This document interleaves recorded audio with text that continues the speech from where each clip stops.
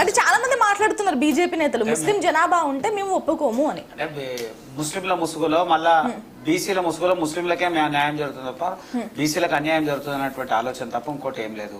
విజయానంద గారు చెప్తున్నారు ఏమని, డీలిమిటేషన్ తర్వాత జనాభాలకు మళ్ళా సెన్సెక్స్ చేస్తారు. అట్లేం లేదండి. జూలై 25న స్టార్ట్ అవుతుంది, దేశవ్యాప్తంగా జరుగుతుంది. 2026లో కంప్లీట్ అయిపోతుంది, దాంట్లో ఏమాత్రం సందేహం లేదు. దాని తర్వాత డీలిమిటేషన్ పోతుంది, దాంట్లో ఏం లేదు. అయితే ఇక్కడ మేము మొదటి నుంచి ఒకటే అంటా ఉన్నాము, గతంలో కూడా ఉన్నటువంటి బీసీ రిజర్వేషన్ నుంచి కొంత కోటాని కట్ చేసి బీఆర్ఎస్ ప్రభుత్వం ముస్లింలకు ఇచ్చింది. వాళ్ళు కోర్టు కోర్టు ఆదేశం ప్రకారం బీఆర్ఎస్ కు ముస్లిం రిజర్వేషన్ 11% ఇస్తానని ఇచ్చిండ్రా? బీఆర్ఎస్ పార్టీ ఇచ్చిన ఏ హామీ మీద 4% ఇచ్చింది కాంగ్రెస్ పార్టీ. 12% అని అమలు చేసింది, అమలు పోవడానికి పూర్తి ప్రయత్నం చేసింది, దాని మీద చర్చలు జరిగినాయి.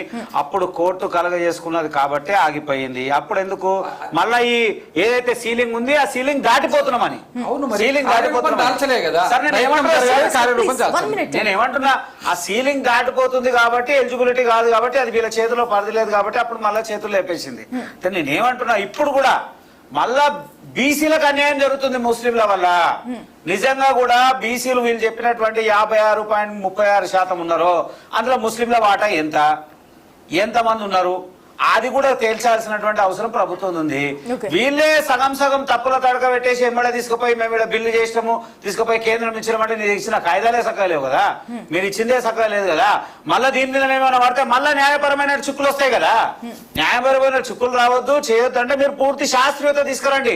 మీరే గత ప్రభుత్వం చేసిన దానినే చట్టబద్ధత లేదు, అది అట్లా ఉంది ఇది ఇట్లా ఉంది దాచిపెట్టుకున్నారు చెప్తారని కాంగ్రెస్ ప్రభుత్వం నానా రస చేసింది. మొన్నదాకా చేసింది సరే పోనీ అనుకున్నాం. మళ్ళీ మీ చేసిన దాని మీద మీ పార్టీ మేం కాదు కదా, కాంగ్రెస్ పార్టీ నాయకులే చెప్తా ఉన్నారు కదా, ఒక్కొక్కరితో ఒక్కొక్క వాదన ఉంది కదా.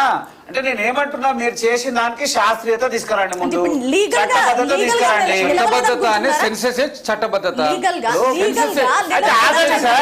నేనేమంటున్నా మీ శాస్త్రీయ మీరు ఒక మాట మీద నిలబడ్డారు. ఇవాళ 42% ఎట్లా ఇస్తున్నారు?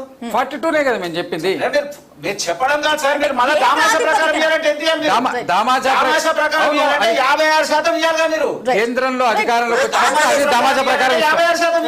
తీసుకుందాం. మీరు 42 అనే నెంబర్ ని ఎలా ఫిక్స్ చేశారని ఇద్దరు అడుగుతున్నారు. ఇప్పుడు మేము మేనిఫెస్టోలో పెట్టినామండి 42% రిజర్వేషన్ అనేది పెట్టినాం. ఊహాగానకి చెప్తా వినండి. మరి ఇప్పుడు మీరు ప్రశ్న అడిగినప్పుడు మీరు సమాధానం వినాలి కదా.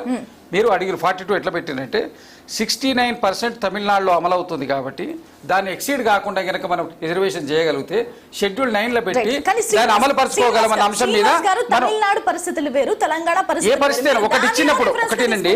సుప్రీంకోర్టు ఒక గైడ్ లైన్స్ ఇస్తూ ఒక జడ్జిమెంట్ ఇస్తుంది, దానిని ఆధారంగా పెట్టుకొని 100 జడ్జిమెంట్లు వస్తాయి రేపు. అదేవిధంగా తమిళనాడుకు ఒక దగ్గర ఇచ్చారు కాబట్టి దాన్ని బేస్ చేసుకొని మనం తెచ్చుకోవచ్చు అన్న అంశం మీద 42% పెట్టిర్రు. 56%, 58% రిజర్వేషన్ అని మేము ప్రకటించలేక కాదు. ఇంకోటి రాహుల్ గాంధీ గారు స్పష్టంగా చెప్పిండ్రు, మీ జనాభా ప్రాతిపదిక మీద ఎంత ఉంటే అంత రిజర్వేషన్ ఎవరిది వాళ్ళకి చెందాలి. ఏ క్యాస్ట్ది ఎంత అయితే వాళ్ళ శాతం ఉంటుందో వాళ్ళ జనాభా శాతం దానికి అనుగుణంగానే రిజర్వేషన్ ఫిక్స్ చేస్తామనేది. మరి కేంద్రంలో అధికారంలోకి వస్తే అది జరిగేది. కేంద్రంలో అధికారంలోకి రాలేదు కాబట్టి ఇక్కడ ఈ రాష్ట్రానికి సంబంధించి 42% కన్ఫైన్ చేసి కలిస్తే 67-68% అవుద్ది. తమిళనాడు లోపే ఉంటాము, షెడ్యూల్ 9లో పెట్టి తెచ్చుకోవచ్చు అన్న అంశం మీద దీన్ని పెట్టారు. అయితే ఇంకొక విషయం వారు చెప్పారు, ఆర్య గారు చెప్పారు. ఒక్కొక్క నిమిషం ఆర్య గారు ఒక మాట అన్నారు, మేము మా దగ్గర మీ లెక్క ఏం లెక్క అండి, ఉదయం నుంచి రాత్రి దాకా టైం ఇచ్చి ఒక్క రోజులో మీరు చేసిన సర్వే దానికి శాస్త్రీయత ఉన్నది. 45 రోజులు 2 నెలలు మేము చేసిన సర్వే 8 ఇంటింటికి పోయి దీంట్లో శాస్త్రీయత లేదా? శాస్త్రీయత అనడానికి ఏమైనా అర్థం ఉండాలి కదా. సింగిల్ డే వాళ్ళు ఇచ్చిన టైము ఉదయం నుంచి రాత్రి పూట మీరు ఉండండి, సకల జనుల సర్వే దాంట్లో ఏమి శాస్త్రీయత ఉన్నది? మీరు చేసిన లెక్కలలో ఎక్కడుంది చెప్పండి. పోనీ మీరు ఎక్కడన్నా అధికారికంగా ప్రకటించారా? ప్రతిపక్షానికి వచ్చినాక మీరు చెప్తుండ్రు మా లెక్క ఇదని.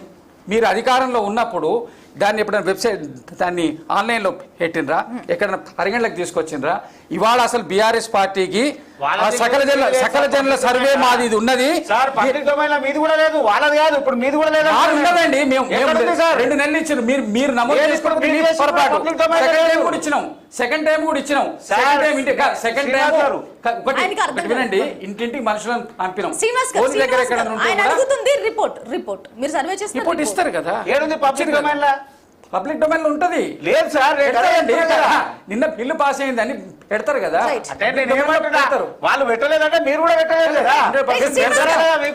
శాస్త్రీయంగా జరిగిన విషయం అండి. ఇప్పుడు పూర్తిగా మీరు సెన్సస్ సెక్యూరిటీ అండి, సెన్సస్ సెక్యూరిటా ఒక ఊర్లో ఒకే కుటుంబం వాళ్ళు 2-3 ఊళ్ళలో కూడా నమోదు చేసుకుంటారు పేర్లు. సెన్సస్ సెక్యూరిటీ ఇప్పుడు ఆన్లైన్ సెక్యూరిటీ అవుతుంది. శ్రీనివాస్ గారు, అది శాస్త్రీయమా అశాస్త్రీయమా అనేది మనం తర్వాత డిస్కస్ చేద్దాం. ఎందుకంటే బిల్ గురించి మాట్లాడుతున్నాం.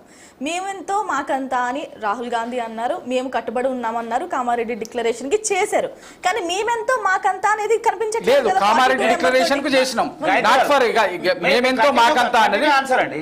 ఇప్పుడు నేను ఏమంటున్నా, వాళ్ళు అంటున్నారు కదా కేంద్రము దేశవ్యాప్తంగా ఉన్నటువంటి అంశం పక్కన పెడదాం, వాళ్ళ పరిధిలో ఉన్నటువంటి అంశము లోకల్ బాడీ ఎన్నికల్లో వీళ్ళు ఏదో 42% అది అంతవరకు.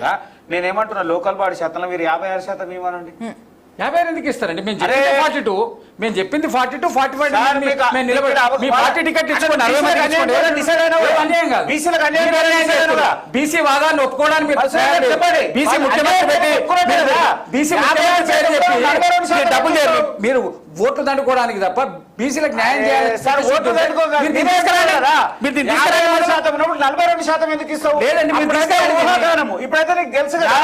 తేలలే కదా, మా లెక్క ప్రకారం 42 అని వచ్చే వచ్చింది.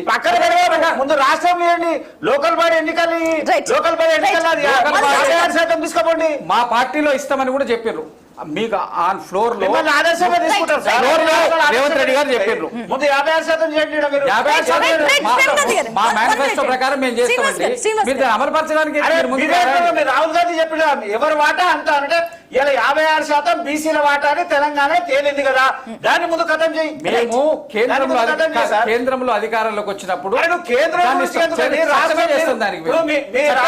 వచ్చేది మేమే కదా. ముఖ్యమంత్రి బలంగా చెప్పుకుంటుంది కదా సార్, ఏ రాష్ట్రం చేయలేదు మేమే చేస్తాము.